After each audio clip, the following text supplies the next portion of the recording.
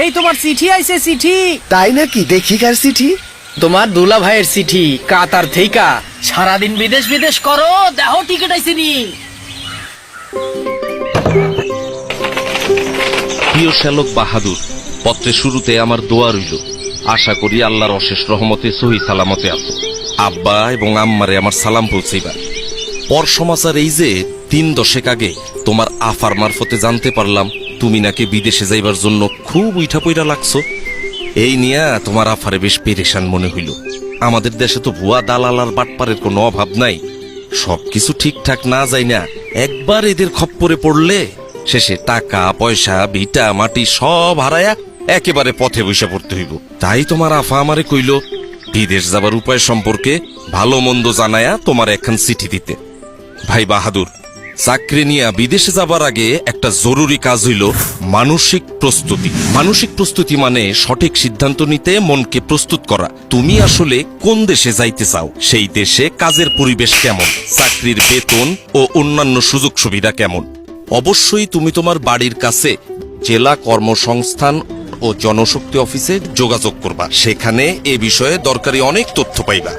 মনে রাখবা, মানসিক প্রস্তুতির পাশাপাশি টাকা পয়সার বন্দোবস্ত করাটাও সমানভাবে জরুরি। এ বিষয়ে পরিবারের মুরব্বীদের সাথে আগে ভাগেই আলাপ আলোচনা করবা। আয় ও ব্যয়ের হিসাব করবা। বিদেশে চাকরি করতে যাওয়া লাভজনক হইব কিনা সেইটাও ভাইবা দেখবা। বাহাদুর, দেশে অনেক ভুয়া দালাল আছে যারা তোমারে নানা লোভ দেখায়া অবৈধ পথে বিদেশ নিতে চাইব। কিন্তু সাবধান, এদের পাল্লায় কখনো পড়বা না। দালালের কাছে দিলে জাল পাসপোর্ট ধরাইয়া দিতে পারে।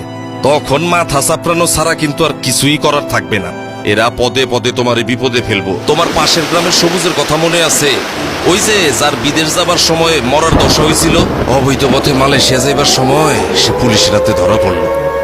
বেচারা তো শুনছি এখনো মালয়েশিয়ায় জেল খাটতাছে।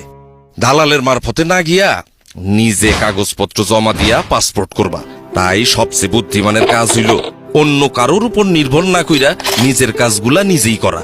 নিজে করলে হয়তো একটু পরিশ্রম হয়, কিন্তু কাজটা ঠিকভাবে হয়, ফলে নিশ্চিন্ত থাকা যায়।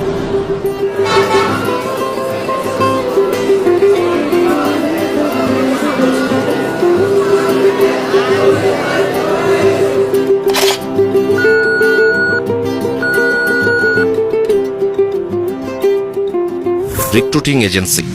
রিক্রুটিং এজেন্সি হইল যারা তোমার জন্য বিদেশে চাকরির ব্যবস্থা করবে। কোনো এজেন্সিতে যাওয়ার আগে সেইটা বাংলাদেশ সরকার দ্বারা অনুমোদিত কিনা তা ভালোভাবে যাচাই করে নিবা। ভাই, আপনাদের কাছে কি পত্রিকায় ছাপানো